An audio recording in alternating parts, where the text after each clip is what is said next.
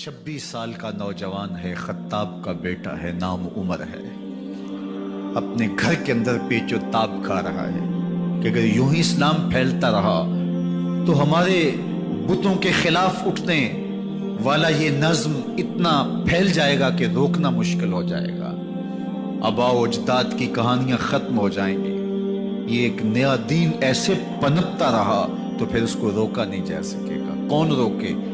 دل میں خیال آیا اس کا ایک ہی حل ہے کہ بانی اسلام کی زندگی کا چراغ گل کر دیا جائے۔ لیکن یہ اتنا بڑا کام کون کرے؟ سوچا خود کروں گا۔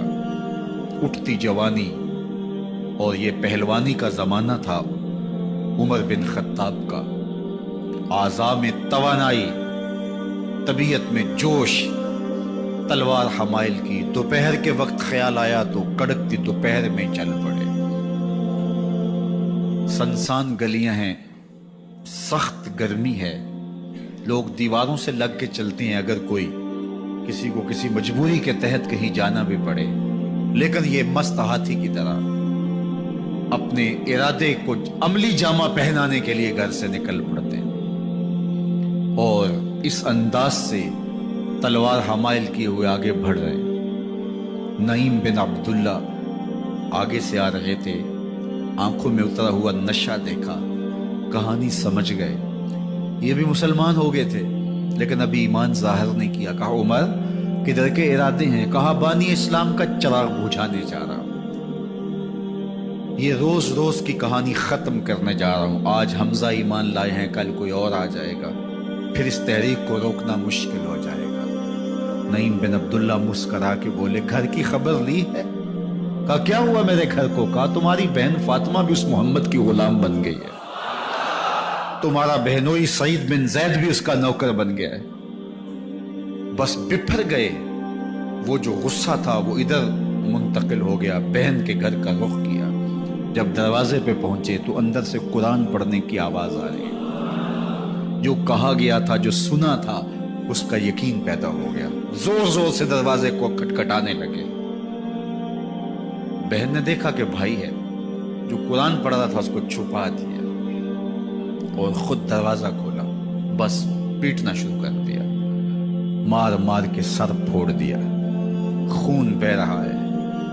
جب سر پھٹ گیا تو فاطمہ بنت خطاب بولی عمر تم خطاب کے بیٹے ہو، میں بھی خطاب کی بیٹی ہوں، سن لو محمد کا دامن نہیں چھوڑو، جو کرنا ہے کرو۔ جب یہ تیور دیکھے تو عمر کی حیرت انتہا کو چھو گئی۔ یہ کون سی قوت ہے جس نے ایک عورت کے اندر یہ جذبے رکھ دیے؟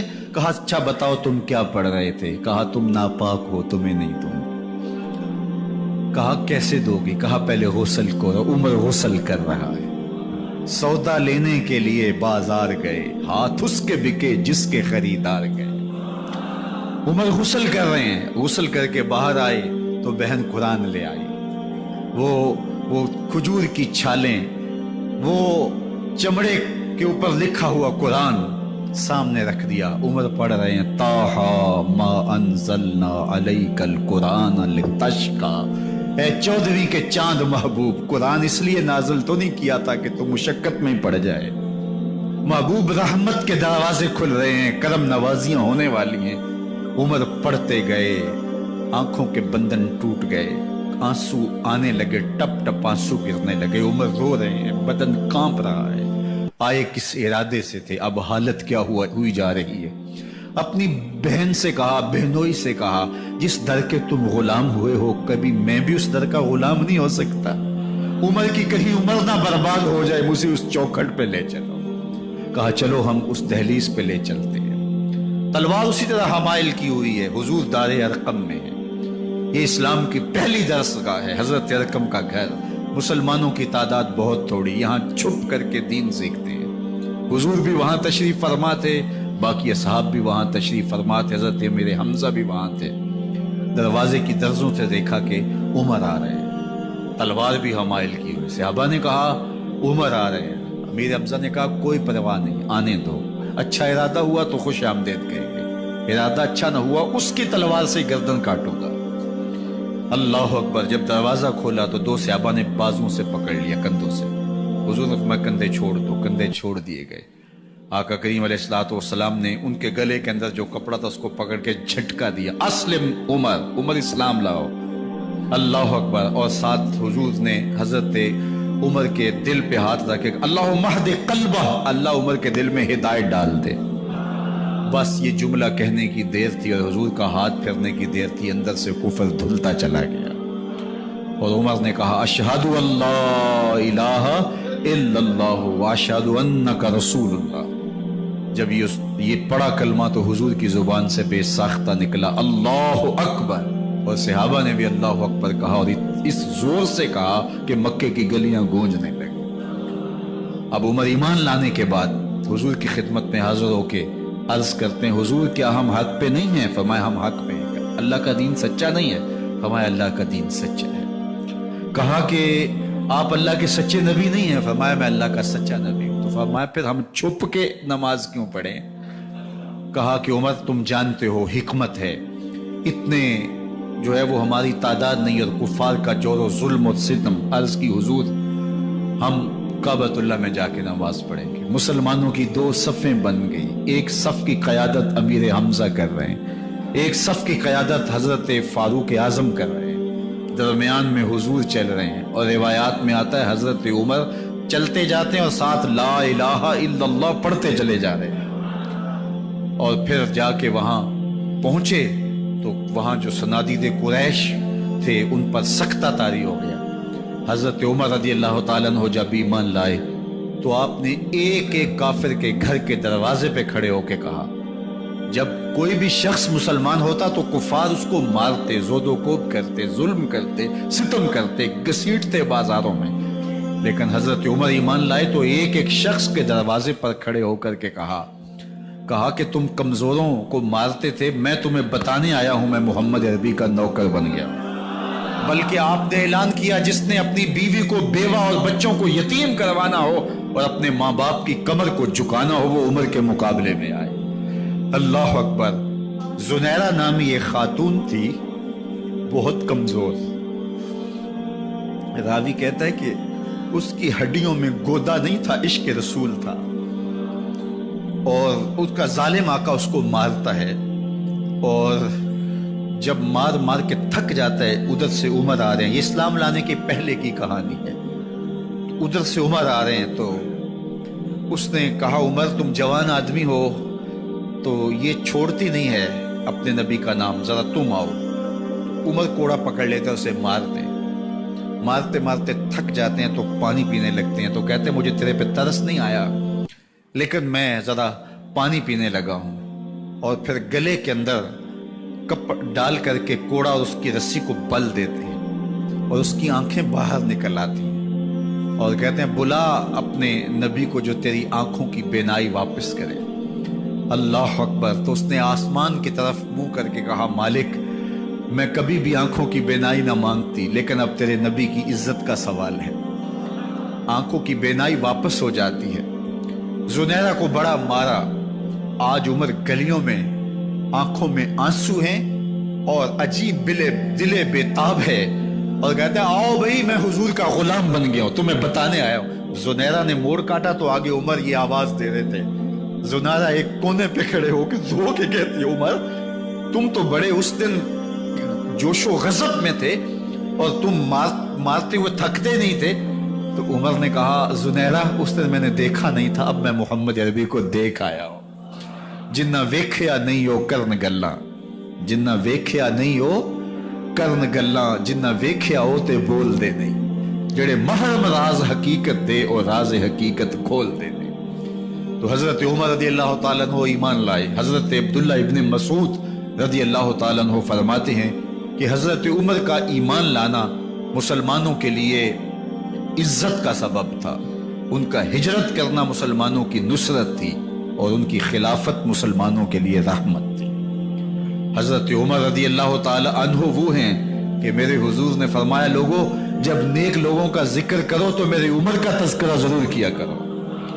میرا عمر وہ ہے کہ جب وہ ایک جگہ ایک سمت سے آ رہا ہو، ایک گلی اور بازار سے آ رہا ہو تو شیطان بھی آ رہا ہو، عمر کو دیکھ کے راستہ تبدیل کر لیتا ہے۔ حضرت عمر رضی اللہ تعالی عنہ کی طبیعت کے اندر جو جاہ و جلال تھا، طبیعت کے اندر جو سختی تھی وہ اسلام کے اندر آ کر بھی قائم رہی، اور آپ نے وہی سختی، وہی جاہ و جلال جو پہلے مسلمانوں کے خلاف تھا، اب کفار کے خلاف، منافقین کے خلاف حضرت عمر کی طبیعت کے اندر وہ جوش و خروش بدستور موجود رہا۔ لیکن جس دن آپ خلیفہ بنے تو اس دن آپ نے ممبر پہ چڑھ کے جو خطبہ دیا اس میں کہا، لوگوں میں سخت اس لیے تھا کہ رسول اللہ نرم تھے، پھر میں سخت اس لیے تھا کہ حضرت ابو بکر صدیق نرم تھے، اب میں تخت خلافت پہ بیٹھا ہوں، اب میری سختی جو ہے وہ نرمی میں تبدیل ہو گئی، صرف فاسقوں، فاجروں اور باغیوں کے لیے میں سخت ہوں، باقی تمہارے لیے نرم ہوں۔ سب سے کم جو تنخواہ بیت المال سے اگر کسی وجود نے لی ہے تو وہ حضرت عمر رضی اللہ تعالیٰ عنہ نے لی، صرف 2 جوڑے لیتے تھے سال میں، اور راوی کہتا ہے کہ میں نے دیکھا ہے کہ اس میں بھی 17 پیوند لگے ہوتے تھے۔ حضرت عمر رضی اللہ تعالیٰ عنہ کا طرز زندگی، آپ کا انداز معاشرت اور آپ کا انداز خلافت، ہر لمحہ آپ کی زندگی کا اٹھا کے دیکھیے کتنی مرتبہ قرآن حضرت عمر کی رائے کے مطابق نازل ہوا ہے۔ اللہ تعالیٰ جل شانہ نے ان کو صاحب الہام بنایا تھا۔ ہر امت میں کوئی صاحب الہام ہوتا ہے، حضور کی امت کا صاحب الہام حضرت عمر رضی اللہ تعالیٰ، اور آقا کریم نے انہیں اپنا وزیر قرار دیا، فرمایا میرے 2 وزیر آسمانوں میں ہیں، 2 وزیر زمینوں میں ہیں، آسمانوں کے وزیر ابو جو ہے وہ جبرائیل اور میکائیل ہیں، اور زمین کے وزیر ابو بکر اور عمر ہیں رضی اللہ تعالی عنہما۔ تو اللہ تعالیٰ جل شانہ نے حضرت سیدنا صدیق اکبر کے بعد حضرت سیدنا عمر بن خطاب رضی اللہ تعالیٰ عنہ سے جو کام لیا، مختصر دور خلافت کے اندر 10 سال 6 ماہ 4 دن آپ نے خلافت فرمائی ہے، لیکن کہاں سے چلے اور یہاں مکران تک، بلوچستان کا حصہ ہے، یہاں تک آپ کے سلطنت کی حدود وسیع، ادھر آرمینیا تک جا پہنچے، حمص فتح کیا، قادسیہ، یرموک، آپ ذرا دیکھیے کہ کہاں تک آپ کی فوجوں کے گھوڑے دوڑتے رہے، اور اللہ تعالیٰ جل شانہ نے ان کو جو توانائی، عدل و انصاف کی قوت عطا فرمائی۔ اللہ اکبر، جب زمین پہ عدل کیا ہو تو زمین بھی حکم مانتی ہے، اور حضرت عمر وہ تھے جن کا حکم ہوائیں بھی مانتی تھی، زمین بھی مانتی تھی، جن کا حکم جو ہے وہ آگ بھی تسلیم کرتی تھی، اور دریا بھی ان کا حکم مانا کرتے تھے۔ مصر کے اندر رسم بد جاری تھی، یہ رسم بد جاری تھی کہ سال کے بعد 1-2 شیزہ کو زیورات پہنا کے اچھے لباس میں ملبوس کر کے دریا کی بھینٹ چڑھایا جاتا، اس کی قربانی دی جاتی، اس کا خون بہتا تو دریا چلتا۔ جب اسلام مسلمانوں نے مصر فتح کیا تو گورنر نے لکھا کہ اسلام تو اس طرح کی رسوم کی اجازت نہیں دیتا، لیکن خشک سالی ہے، لوگوں کی فصلیں ویران پڑی ہیں، تو حضرت کیا کیا جائے؟ تو حضرت عمر رضی اللہ تعالیٰ عنہ کو جب قاصد آ کے پیغام دیتا ہے تو کاغذ کے ٹکڑے پہ لکھتے ہیں بسم اللہ الرحمن الرحیم، مصر کے نیل کی جانب عمر کا خط، لکھتے ہیں اے نیل اگر تو اللہ کے حکم سے چلا کرتا ہے تو چل، ورنہ ہمیں تیرے چلنے کی کوئی حاجت نہیں۔ اور قاصد کو کہا یہ خط لے جاؤ اور جا کے دریائے نیل میں پھینک دو۔ قاصد جا کے خط دریائے نیل میں پھینک دیتا ہے، پانی آتا ہے، ایسا دریائے نیل چلا 14 صدیاں ہوئی ہیں آج تک کبھی بند ہی نہیں ہوا۔ دریا حکم مانتے، آگ نکلتی ہے، لوگ حضرت عمر رضی اللہ تعالی عنہ کے پاس آئے، حضرت لاوا پھوٹا ہے، آگ نکل رہی ہے اور مدینے کی طرف بڑھ رہی ہے، اب کیا کیا جائے؟ فائر بریگیڈ تو زمانے میں تھی نہیں۔ عمر نے اپنی قمیض اتاری، جس قمیض پہ 17 پیوند لگے ہوئے تھے چمڑے کے، کہا یہ قمیض لے جاؤ، جدھر آگ بڑھ رہی ہے آگے ڈھالنا، آگ پیچھے بھاگ جائے۔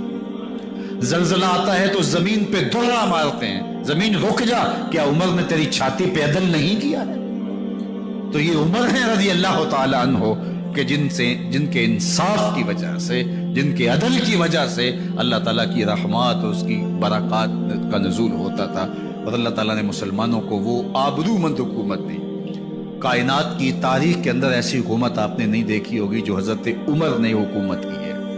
اللہ اکبر، فرمایا فرات کے کنارے پہ ایک کتا بھی پیاسا مر گیا تو اس کا حساب بھی عمر سے ہوگا۔ جب اتنے علاقے فتح ہو گئے تو ایک دن حضرت عمر بیٹھ کے رو رہے تھے، تو کسی نے کہا حضرت رو کیوں رہے ہیں؟ فرمایا کہ میں اس لیے رو رہا ہوں کہ فلاں پل سے بکریاں گزری ہیں، تو پل کے اندر شکستگی تھی، ٹوٹا ہوا تھا پل درمیان میں، اس میں ایک بکری کی ٹانگ ٹوٹ گئی ہے، تو میں ڈرتا ہوں کہیں اس کا حساب نہ لیا جائے، کہ میرا رب یہ نہ پوچھے کہ عمر تو نے پل صحیح تعمیر نہیں کروائے تھے کہ ایک بکری کی ٹانگ کیوں ٹوٹی ہے۔ یہ ہیں حضرت عمر رضی اللہ تعالی عنہ۔ اللہ اکبر۔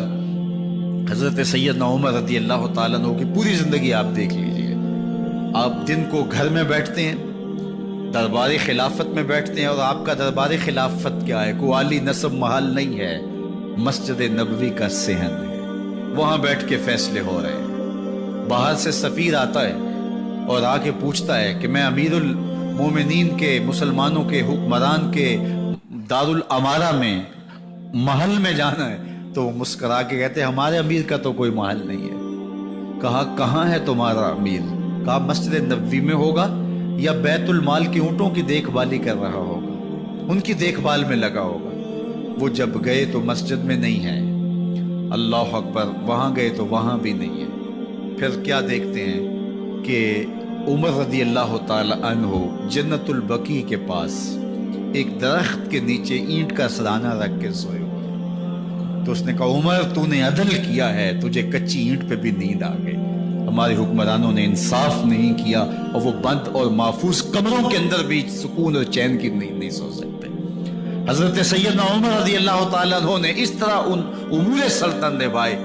آپ دن کو لوگوں کی دیکھ بھالی کرتے، لوگوں کی ضروریات سنتے سمجھتے، اور جب رات پڑتی لوگ سو جاتے، عمر مدینے کی گلیوں میں پہرا دیتے۔ کائنات نے کوئی ایسا بھی حکمران دیکھا ہوگا؟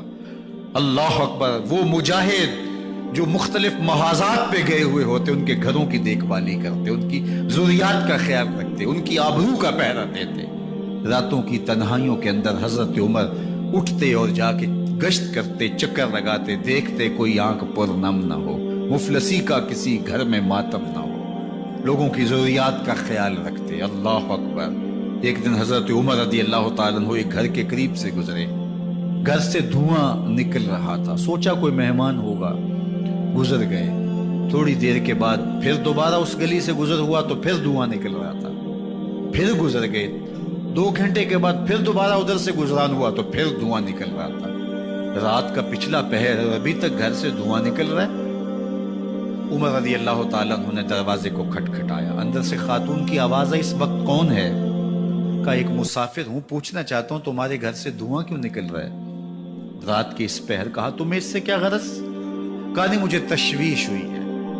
تو اس نے کہا عمر کی جان کو رو رہی ہوں۔ حضرت عمر رضی اللہ تعالیٰ عنہ نے کہا کیا ہوا؟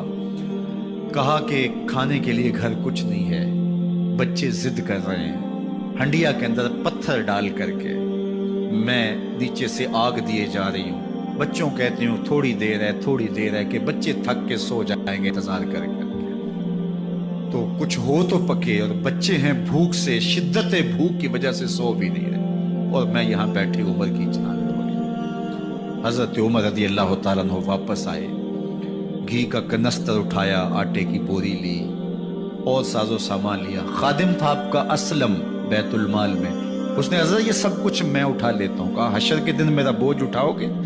کہا نہیں وہ تو آپ کو اٹھانا ہوگا۔ کہا عمر کو آج ہی خود ہی اٹھانے دو، اور اٹھا کے ان کے گھر آئے، اور گھر آ کے ان کو سب کچھ دیا۔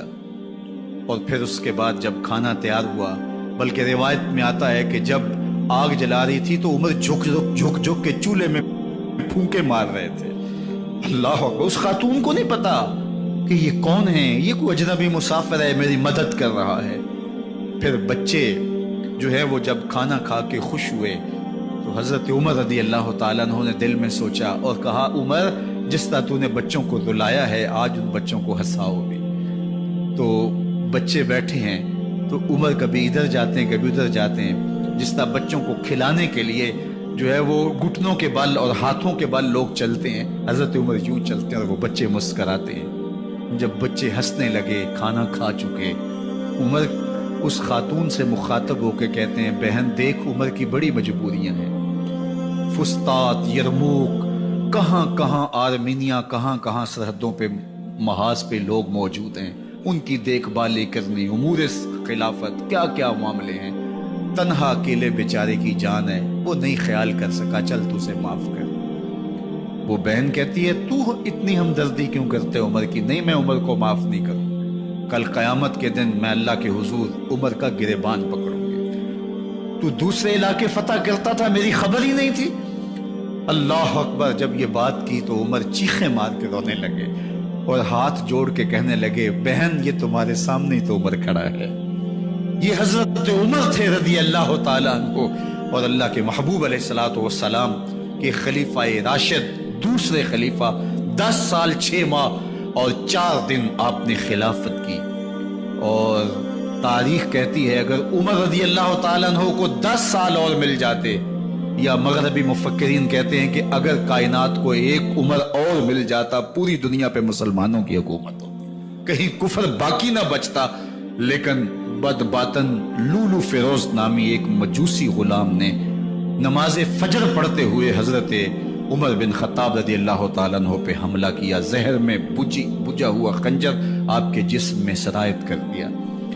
آپ وہاں سے اٹھا کے گھر لائے گئے، اور 4 دن تک مسلسل آپ اس اذیت اور تکلیف میں رہے۔ جب آخری وقت آیا تو اپنے بیٹے کو بلایا، کہا بیٹا میں نے ام المومنین سیدہ عائشہ رضی اللہ تعالیٰ عنہ سے پوچھا ہوا ہے کہ میرے مرنے کے بعد حضور علیہ السلام کی قربت میں مجھے جگہ دے دی جائے۔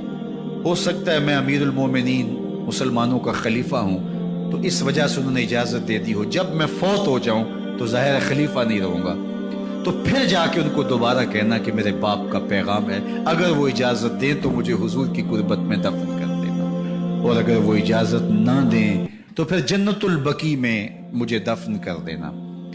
جب حضرت سیدنا عمر بن خطاب رضی اللہ تعالیٰ عنہ کا انتقال ہو گیا تو آپ کے صاحبزادے ابن عمر حضرت عائشہ رضی اللہ تعالیٰ عنہا کے پاس گئے، کہا کہ میرے باپ کا سلام ہے آپ کے نام۔ انہوں نے آپ کو زندگی میں کہا تھا کہ حجرہ انور میں سیدنا صدیق اکبر کے ساتھ 2 گز جگہ مجھے بھی نصیب ہو جائے، تو آپ نے اجازت دے دی تھی۔ تو میرے والد گرامی نے فوت ہوتے ہوئے کہا کہ دوبارہ ام المومنین کے پاس جانا اور دوبارہ پوچھنا۔ اس وقت تو میں امیر المومنین تھا، ہو سکتا ہے وعدہ کر لیا ہو، لیکن اب اگر آپ اجازت دیں تو یہاں ہم قبر ان کے لیے کھود لیں، ورنہ ہم جنت البقیع میں دفن کر دیں۔ تو ام المومنین سیدہ عائشہ رضی اللہ تعالیٰ عنہ رو پڑی اور فرمایا یہ جگہ میں نے اپنے لیے رکھی تھی، لیکن عمر نے اسلام کے لیے خدمت اتنی کی ہے کہ میں نے خود ترجیح دی ہے، اس لیے میں اجازت دیتی ہوں کہ یہاں عمر کو دفن کیا جائے۔ اللہ اکبر۔ اور پھر وہاں حضرت عمر رضی اللہ تعالی عنہ کو دفن کیا گیا۔ یہ قبر میرے حضور کی ہے، 7 حضرت صدیق اکبر ہیں، 7 حضرت عمر فاروق رضی اللہ تعالی عنہ ہیں۔ جے شک ہووی تے چل مدینے، جے شک ہووی تے چل مدینے، ویکھ لے جوڑ مزاراں دا، بن یار نبی دیاں یاراں۔